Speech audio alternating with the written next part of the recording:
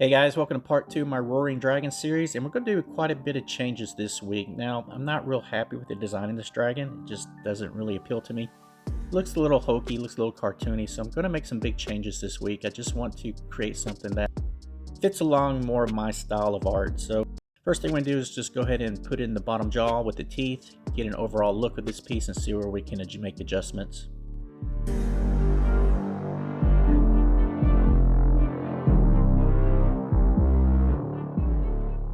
Now, one of my issues with this dragon is it's just not menacing looking enough. So to correct that, I'm going to go ahead and just open up the mouth, close the eyes a little bit, see if we can create a lot more anger, see if we can kind of create a beast that looks like it's just ready to pounce on you.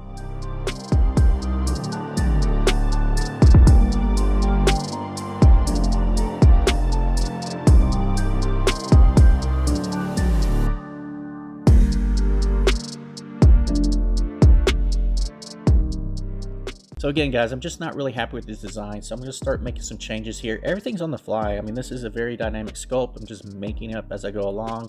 So I'm going to add some different types of horns here, some teeth, so a variety of different things just to see if I can create a design that really appeals to me. And so far, I think I'm headed in the right direction. I think opening the mouth and closing the eyes a little bit really created a different feel with this sculpture. It really created something that is kind of leaning towards my original vision. And from here on, it's just a matter of adding little details here and there to create a sculpture that's going to be unique and more my style of art.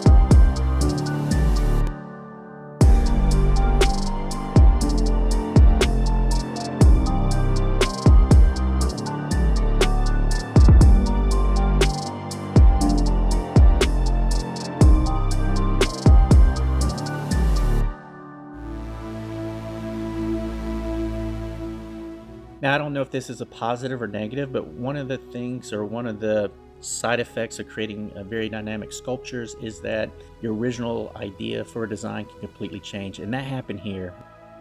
When I raised the dragon's head to get under the neck and start sculpting there, it gave me an idea, it gave me a design that I thought would be a lot more interesting than my original design. I think here creating a dragon looks like it's almost like a wolf howling at the moon. Just creates a unique effect. I think it's something I want to play with or explore a little more. So I'm just going to go ahead and work with this design here. I can easily change it if I want to in the future, but for right now, I just want to create something that has like this kind of like a roaring at the moon type effect. So far, I think it's pretty cool. I think that it has some opportunity to create some really unique details and shapes. So I'm going to run with this for now until I come up with something better down the scope.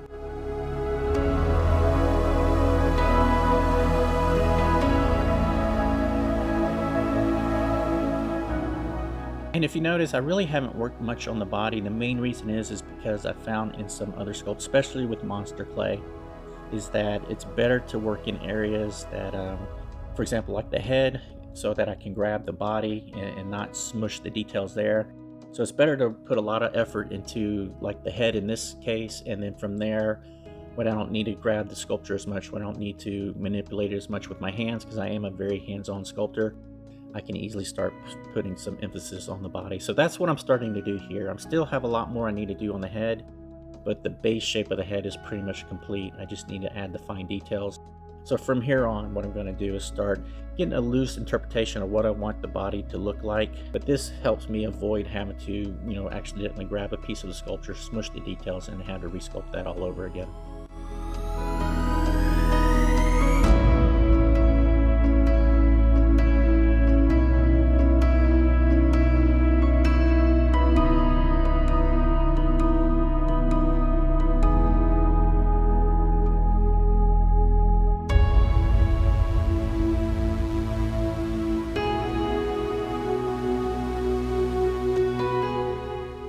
Alright guys, that wraps everything up for this week, so I'll see you guys next week when we start probably exploring that body a little bit more, start building out some of its shapes. But until then, thanks for watching, and I'll see you next week.